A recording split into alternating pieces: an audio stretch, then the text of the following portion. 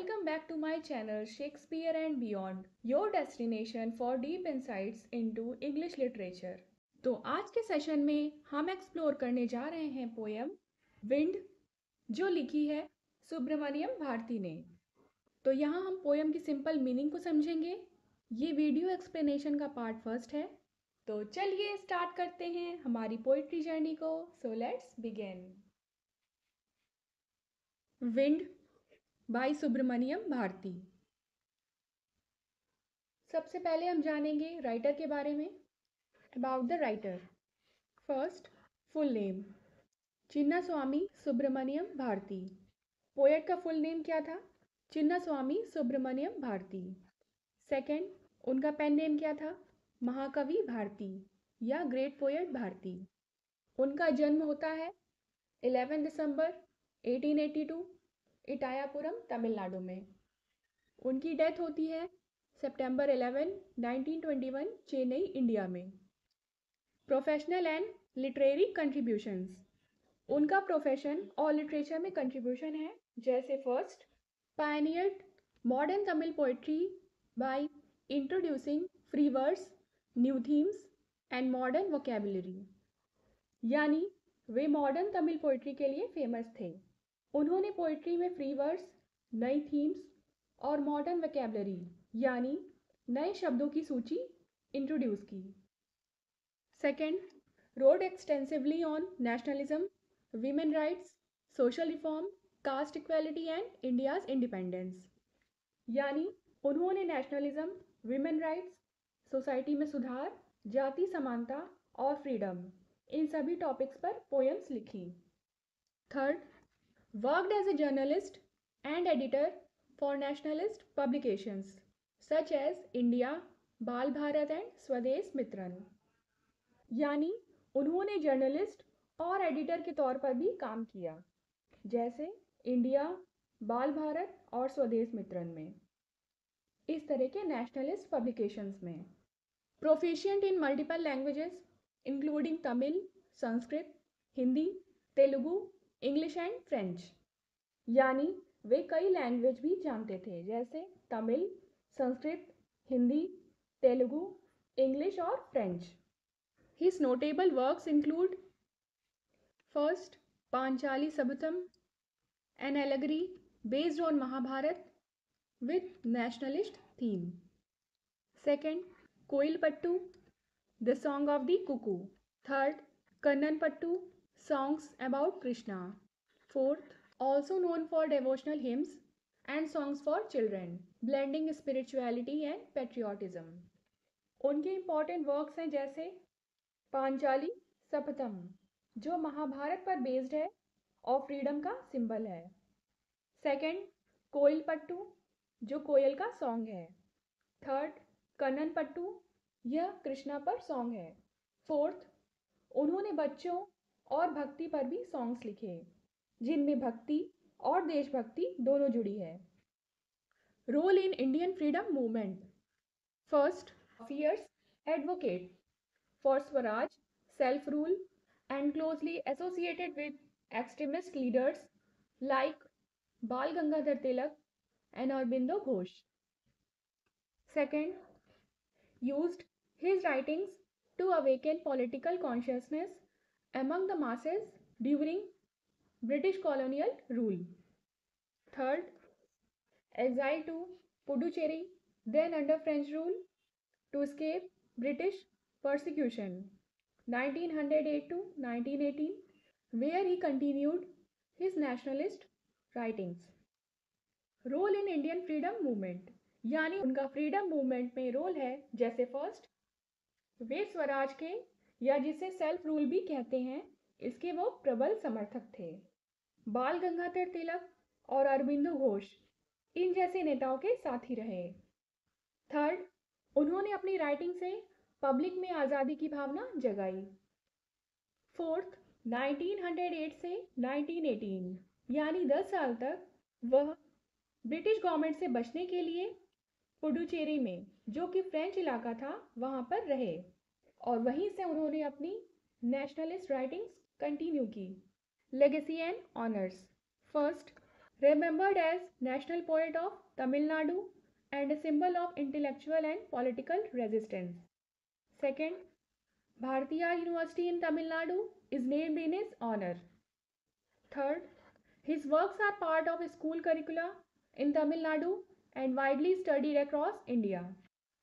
Fourth, celebrated annually in Tamil Nadu as Bharti Day on December 11, his birth anniversary. Legacy and honours यानी उनकी legacy और सम्मान। First, वे तमिलनाडु के national poet माने जाते हैं।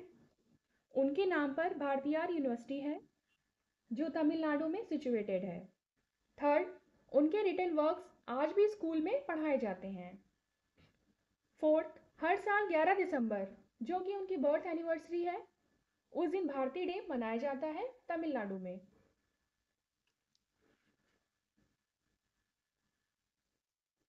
तो आप जानते हैं ब्रीफली पोएम के बारे में।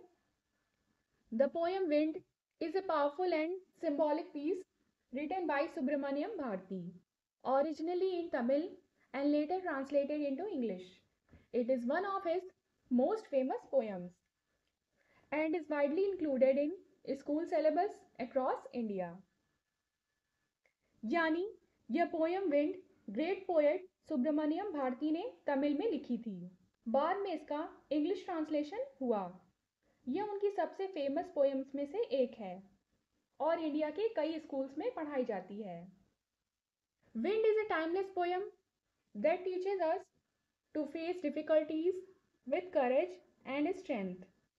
It is not just a description of a natural force but a deeper life lesson from one of the India's greatest poets. यानी विंड एक टाइमलेस पोएम है, मतलब एक अमर कविता है। यह हमें सिखाती है कि मुश्किलों का सामना साहस और ताकत से करना चाहिए।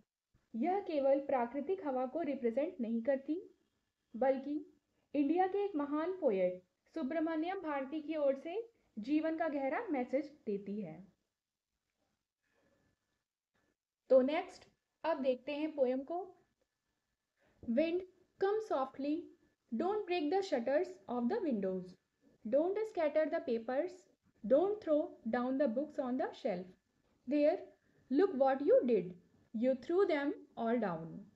You tore the pages of the books. You brought rain again. You are very clever at poking fun at weaklings. Wind, come softly.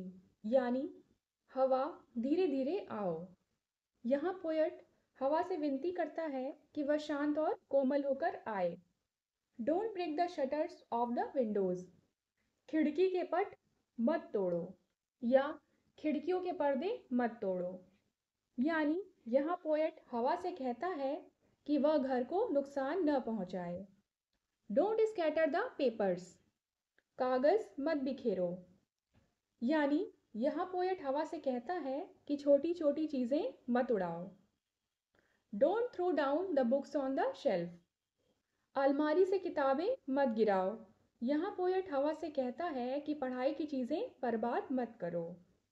There look what you did, you threw them all down. देखो तुमने सब कुछ गिरा दिया। इस line में poet शिकायत करता है कि हवा ने सब बिगाड़ दिया। You tore the pages of the books. किताबों के पन्ने फाड़ दिए। यानी पोएट कहता है कि हवा की ताकत से नाजुक चीजें बर्बाद हो गईं। You brought the rain again. तुम बारिश ले आए। तो यहाँ पोएट कहता है हवा तूफान और बारिश भी लेकर आती है।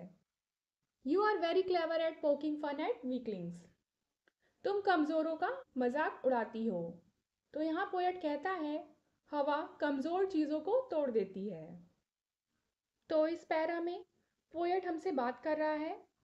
वह हवा से कहता है कि धीरे धीरे आओ और चीजें मत तोड़ो।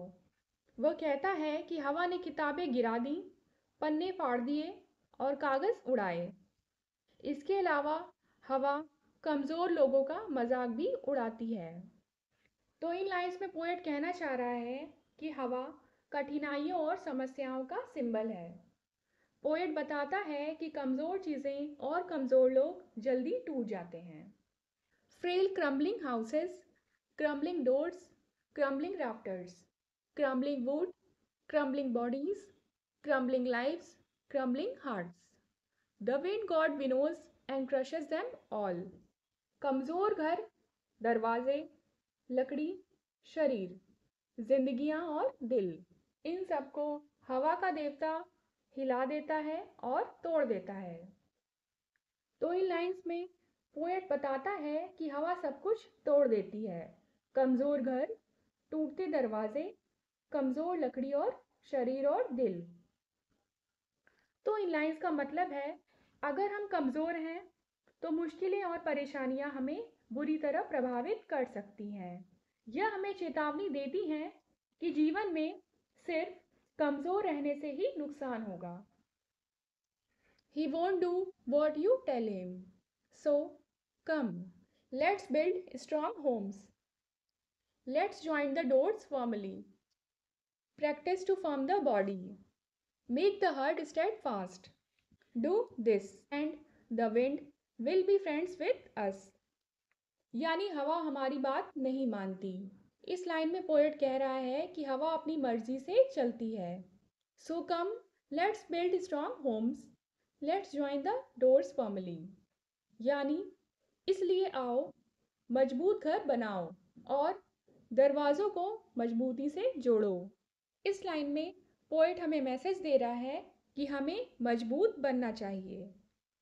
Practice to form the body, यानी शरीर को मजबूत करो। मेक द हार्ट स्टेडफास्ट, दिल को अडिग बनाओ। Do this and the wind will be your friend. ऐसा करोगे तो हवा तुम्हारी फ्रेंड बन जाएगी। यानी अगर हम मजबूत होते हैं तो हवा हमें नुकसान नहीं पहुंचाएगी।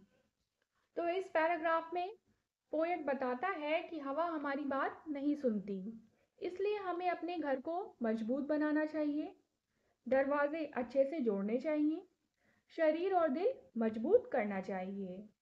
यानी इसका मतलब है कि मजबूत बनो ताकि मुश्किलें तुम्हें नुकसान न पहुंचा सकें।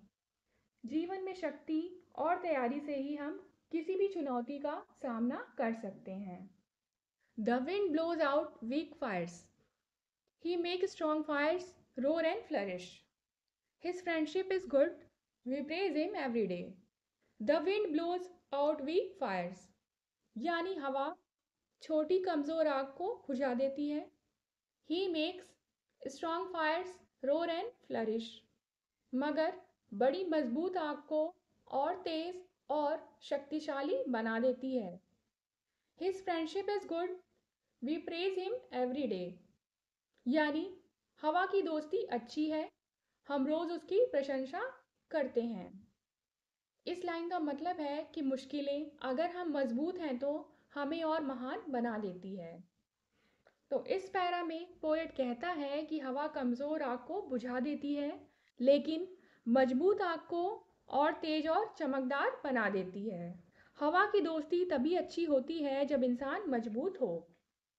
यानी जीवन में चुनौतियां कमजोर लोगों को हराती हैं, लेकिन जो मजबूत और साहसी होते हैं उन्हें और ताकत देती है।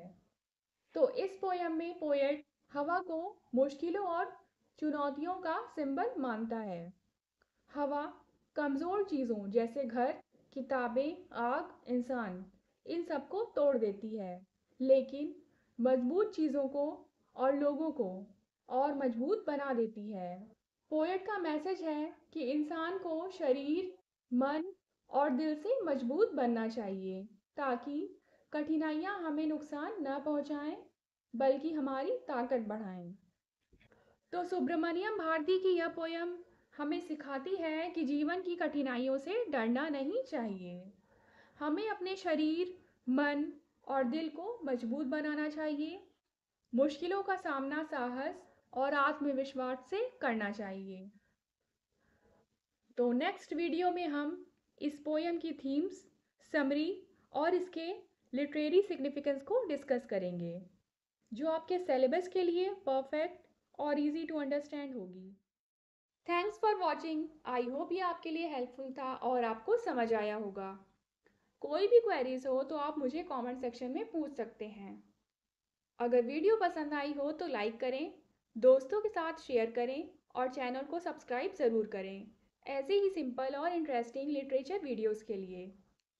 सी you in the next video. Thank you.